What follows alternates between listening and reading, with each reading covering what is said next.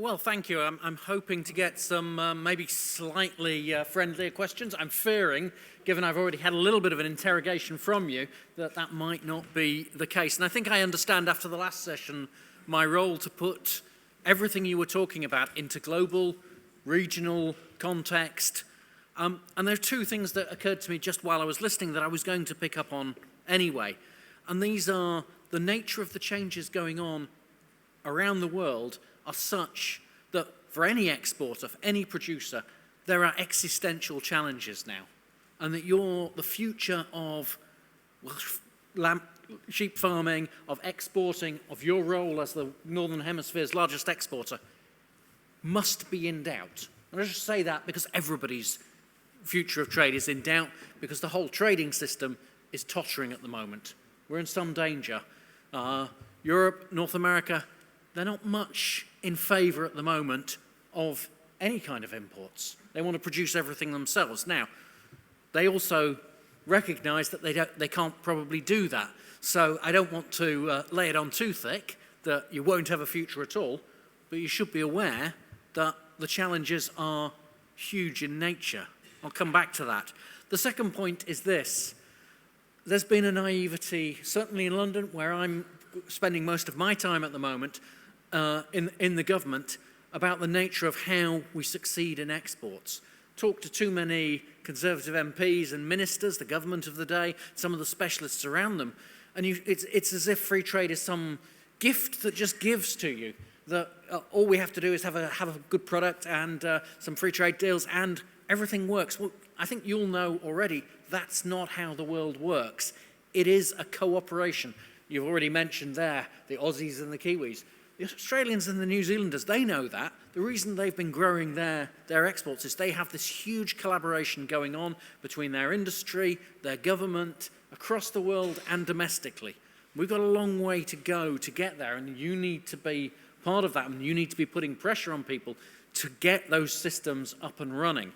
I will also come back to that. And the other part I'm going to be looking at is the UK-EU relationship, because Europe is still going to be our most important market, and the scale that is required to succeed globally, we have to succeed in Europe as well. And you mentioned the B word. I can't get away from Brexit. Look, at times it may have seemed like trade was easy because trade in the EU relatively is quite easy.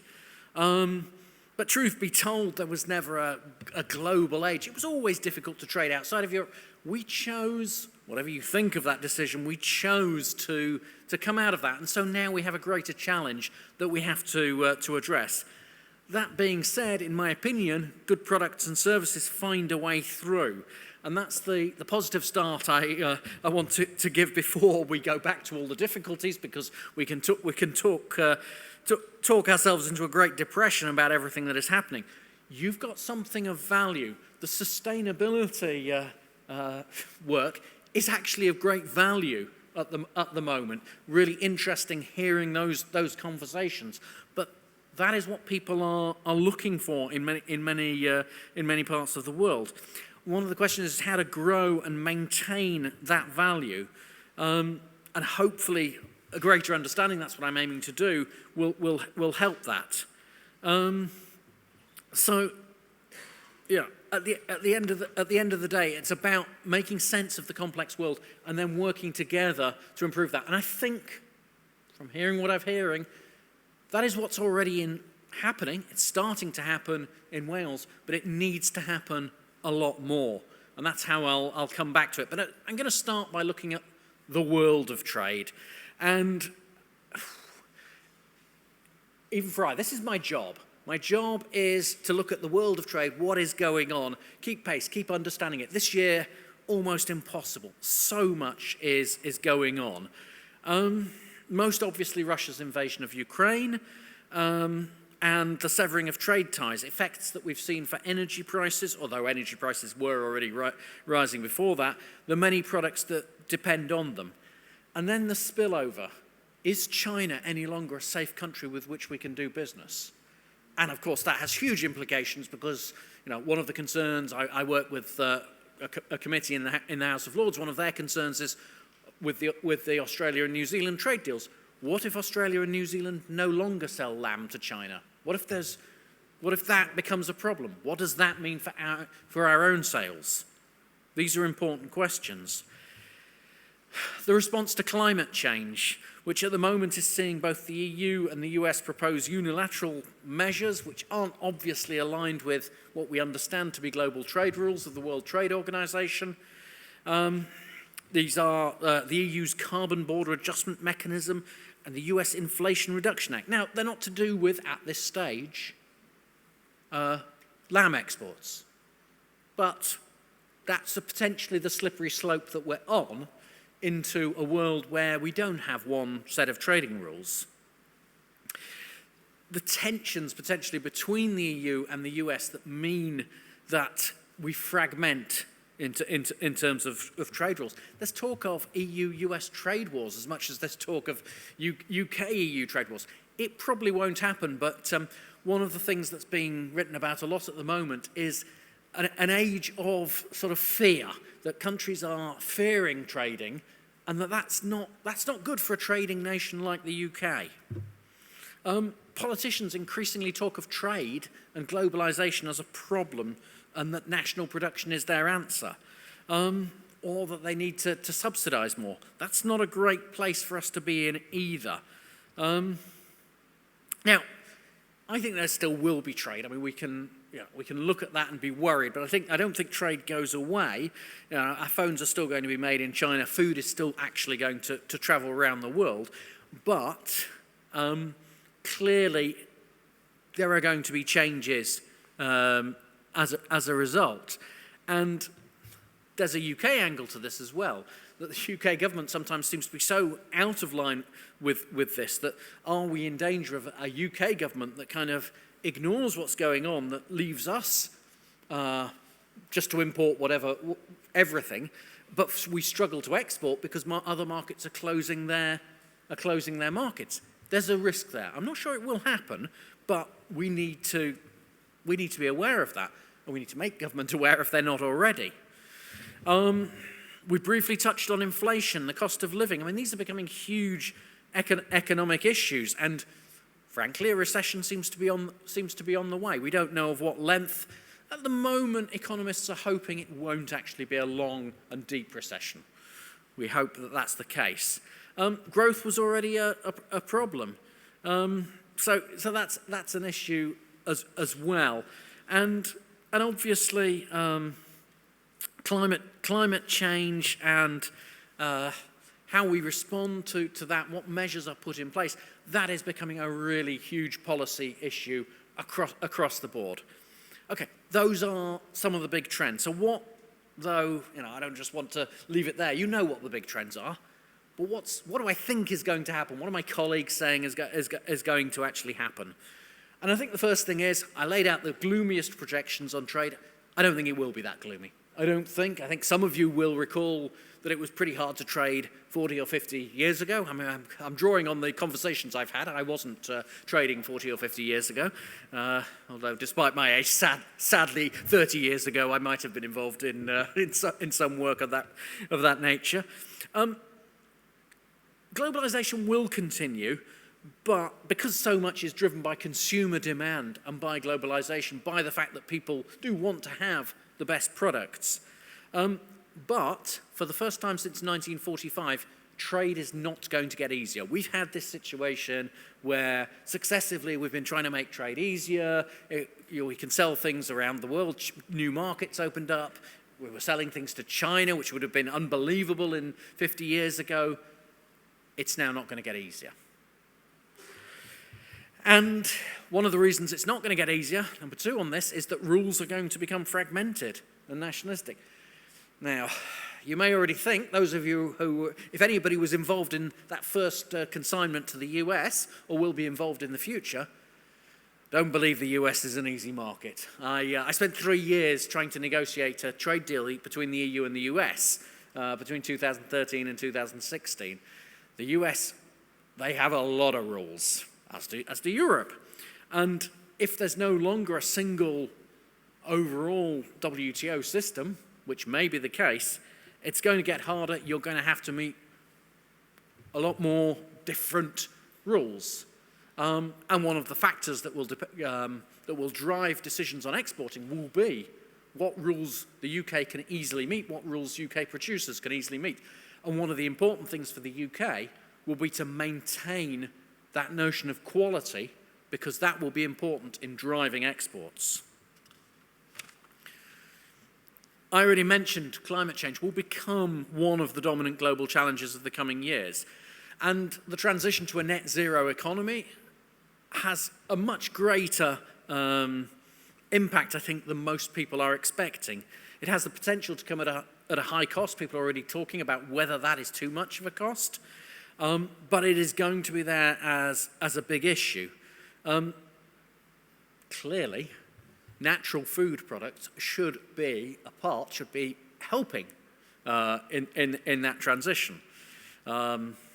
That's something that I'm not equipped to speak further about, but it's certainly something that should be in the minds of producers. And we've briefly touched on this. Food security, or the broader category, economic security.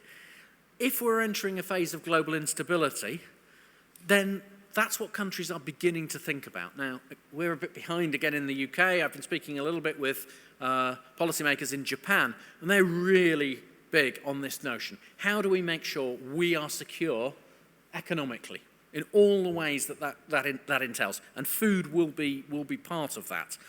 And conversely, there's another phrase which sounds a little worrying, and I think is worrying. It's called weaponized interdependence. And what that means is large trade powers like the EU and the US essentially using the power of their markets to, if necessary, punish other countries. And actually, we've seen a little bit of that with regard to the EU's distaste of what the UK has done on the Northern Ireland Protocol.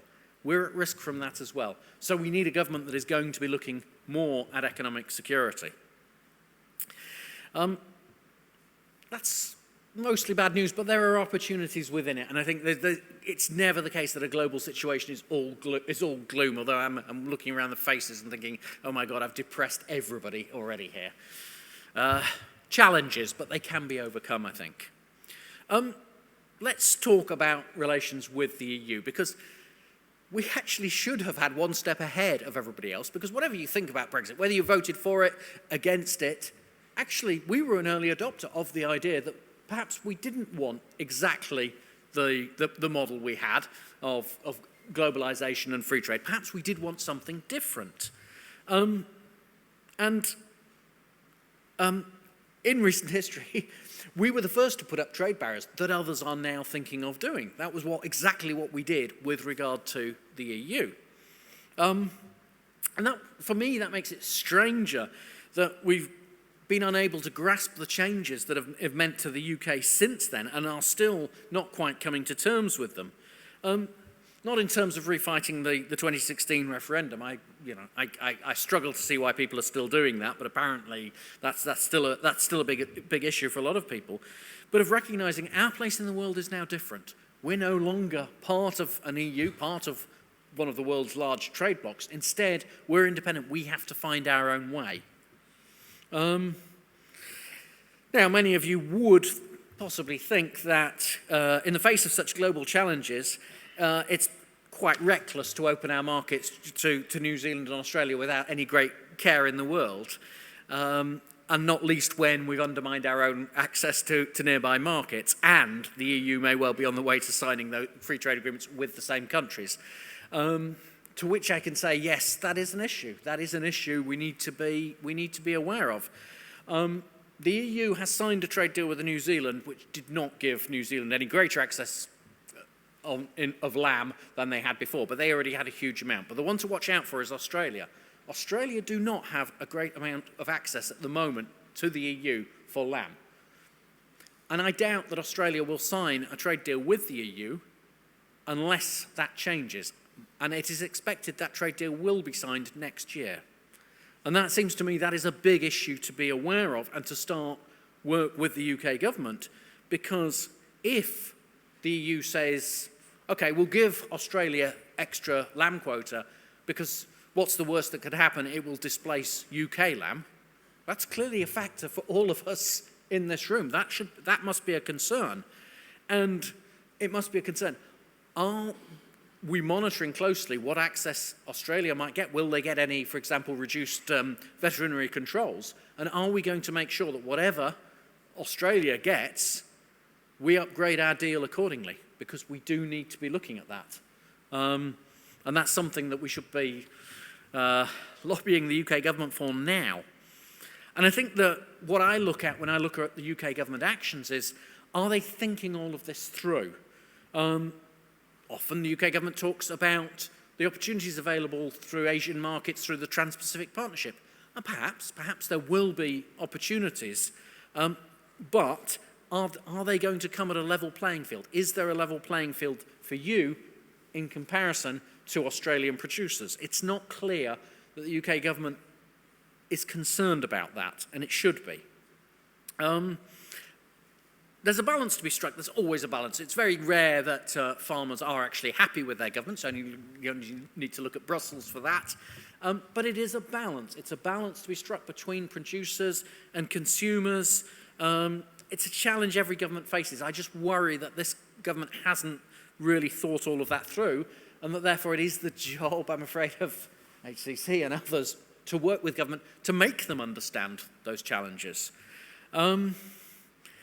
There are consultations, they are often not quite sufficient. And similarly on the regulatory landscape, a lot going on the UK regulatory landscape, but does the government understand fully that we need to show that we can meet the regulations of all the markets to which we want to export, and that actually we need to keep a high level of regulation because we're not going to compete on the kind of cheap and cheerful end of the market. We're going to compete on quality, and to compete on quality we need to have regulations that actually enable that. And again, it concerns me perhaps we're not in that space. So we have to balance the regulation, and we have to not have you meet a higher standard, but have you meet have our imports then meet the same standards. And my version of free trade, I am a free trader, my version of free trade is I'm actually very happy to have imports, as long as it's a fair competition. And I worry that we're maybe not quite having the fair competition. There we go, I've walked into a group of farmers and I actually talked about being a free trader. That was... Yeah, we have to do that to win a challenge. I think that regulations are complex, but when I look at the issue of whether the UK should have separate regulations, for example, to the EU, or whether we just kind of adopt those and also anybody else's regulations, do we really need full control of all of our regulations, particularly if that comes at the expense of an agreement which reduces veterinary checks when we export? Big question, and I think again that needs to be put to government, and they need to be made to understand this. I was having a conversation earlier about somebody complaining about, that's fine, we think we get somebody in government to understand it, but then they change, and people change. And that's another conversation to have. We need specialists in government. We're now, we've got to make our own decisions here. We can't rely on a team that doesn't change that much in Brussels. It's down to now to the UK government, it's down to the Welsh government. We need continuity there. So what is the actual likely direction for the UK?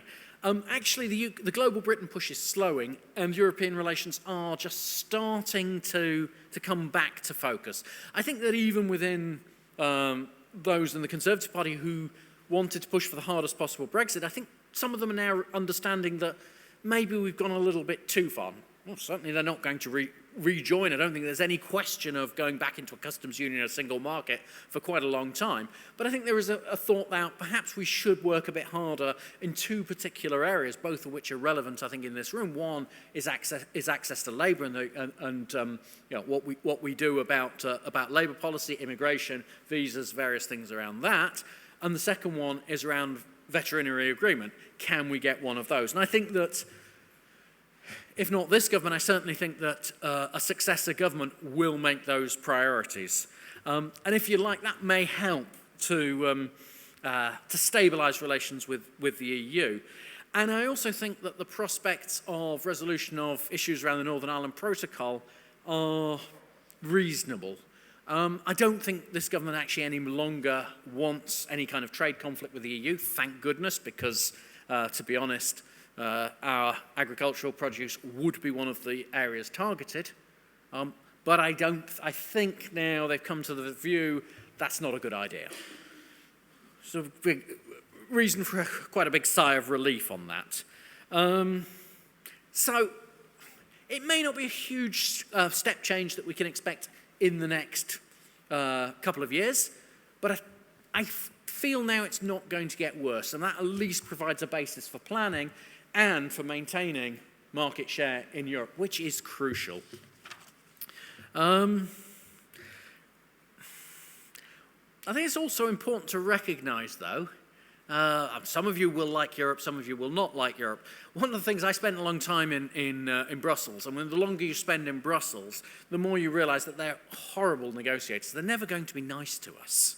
And it's going to be really tough for us. And again, we need to be aware there's no presents are going to come to us from Brussels. We need to make sure that we are always going to do our best, negotiate hard with Brussels, but also meet their concerns. They'll have multiple concerns. And this was actually a lesson given to me by a New Zealand agriculture negotiator who said, whatever it is the EU are worried about, we always try to make sure that we were worried about it first and actually implemented whatever it was, so that they never have grounds to complain and try and cut our access.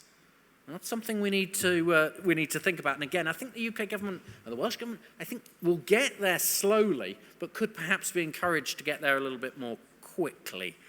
So just concluding on Europe, we haven't really had that domestic consensus about what we're trying to achieve with Europe. And I think it's really important that we get there. And I think we're just starting, maybe. We're just starting to get over the 2016 referendum, a few years too late in my view.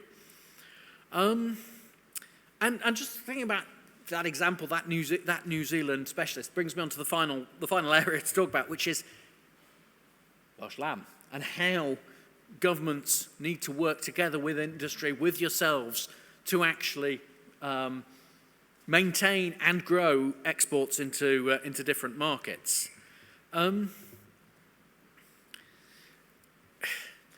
Trade increasingly has been a matter of scale. The major traders are trading at large scale, and you see that in the lamb market, where Australia and New Zealand dominate. They have huge scale. They have teams around the world. Now, we have an example of that for the UK, but it's not lamb. We have similar for Scotch whisky, which is another huge market around the world, and government and industry work together pretty intensively on that. There's a huge ecosystem around that. Now, our exports of lamb are not quite of that scale. They're not quite of the scale of Australia and New Zealand, but we are, you already said it, the world's third largest exporter. And so I think the question there is, do we have the sufficient resources in place, the government support, working with industry intensively to maintain and grow that? And I'm not sure, when I look at it, that we do. And the main reason is not in this room. The main reason is that in London, they're not really aware that they need to be part of that investment as well. And it's really important that governments are aware they are part of this. It's not good enough, as I mentioned earlier, to just say we're in favour of free trade.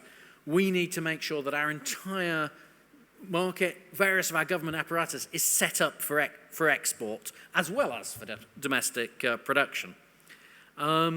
It's not just about knocking down barriers to exports. It's about being in a position to take them. And the US market will be tough, the US lamb market. You say there's opportunities, no doubt, but it's going to require specialists out in the US. The government is going to have to work with them. There will be regulatory issues. There will be regulatory issues in different states, because state regulations are a right pain in the US, and I don't know what they are, but I can believe that there will be some that are difficult to meet. The US is not some great beacon of free trade. It's not necessarily for this room, but whenever I talk to Scottish audiences, I'm easily reminded that the US has banned haggis sales since 1972, with no actual proof given as to why they're doing it. Even though they always talk about the need for everybody else to have proof of why they have restrictions on products, but they don't do it themselves. So it's going to be a tough market. Other markets will be equally tough, and I know that you're working hard in the Middle East and in Japan, and that's important as well. You know, there needs to be a diversity. The EU will be, I think the EU and Europe will be a core market. It is important to try to grow others as well. But I think the question I have in my mind is, can Welsh Lamb get to be to the point where I can think about it like I do with Scotch whisky, like I do with Australian lamb, and think this is a product where I see government and industry, producers working together domestically, working together internationally at different posts, knowing those markets so well that we can sell into them. I think that's an open question at the moment as to whether we're in that place. But that, as far as I can see, globally, that is what it takes to be successful in trade.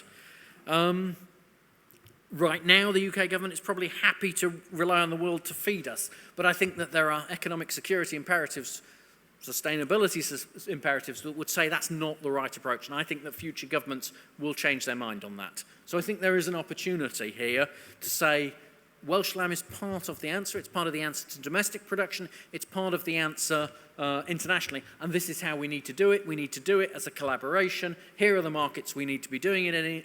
And not do that kind of British thing that's so often done of, well, we can't quite do that, but let's do a little bit of it and hope that we get the same results.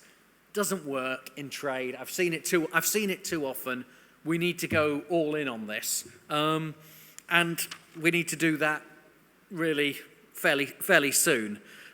You know, I don't know how much we can compete in all markets, probably not in all markets with Australia and New Zealand, but we can certainly compete in many markets, and that's the kind of analysis that I know you do already, and that we need to embed that throughout government. Because the alternative is the undermining of domestic production. And I do think that we have to take seriously that if there's not those export markets, as well as being the third largest exporter, I think we're also the fifth largest importer of lamb products. So we trade a lot, and you could imagine future UK governments that didn't particularly care about our economic security, didn't particularly care about supporting industry, let the industry dwindle away, didn't want to invest in it. I don't think that will happen, but I think that's a scenario that should be considered as possible. And I've seen, again, in other countries, certain industries have just been allowed to dwindle away because the governments haven't been that interested in supporting them. And unless you get that active support, that can happen. I don't think it's a party political issue. I mentioned the Conservatives just because they're in power in London. Clearly it's Labour in Wales, but it needs to be a consensus across parties. And generally, I know you will work with Labour and Conservative in thinking about the future. But it feels to me like we need that kind of clarity against the backdrop of such change in world trade. The clarity, this is what we're trying to do, and this is how we're going to work together. And this is, frankly, the best practice of how countries trade, and we're going to adopt that best practice. We don't need to know everything. We don't need to be world leading in everything. There's a little too much use of the phrase world leading sometimes for my taste. I don't want to be necessarily world leading in everything. I just want to find out who's doing it best and learn from them. And I think that we can do that, but we've not got to that point yet. I did warn, actually, that I thought I had about half an hour of remarks. I'm fearing that's giving you too long for questions, but I'll come to drawing to a slight conclusion here. The world of trade is complex and difficult, and getting more complex and more difficult. And the UK debate has been a bit simplistic, and is just about showing signs of improvement, but a bit too slowly. So we just really need to move on from that move into a more sophisticated place. And I think Welsh Lamb's right at the heart of that. One of the UK's top products, a product that we could see as a quality product in many different markets, but perhaps there's a little bit more work to be done there. We need a step change in government, step change in the kind of conversation and collaboration that's going on, a lot more thought around the international agreements. And I'm afraid, just picking up on your previous conversation, that's going to mean a lot more work that HCC is going to be required to do in the future. But I do think you've got a really good basis for it. Against the challenges are ones you can meet, but don't be fooled. It's a pretty tough world out there and getting harder. Thank you.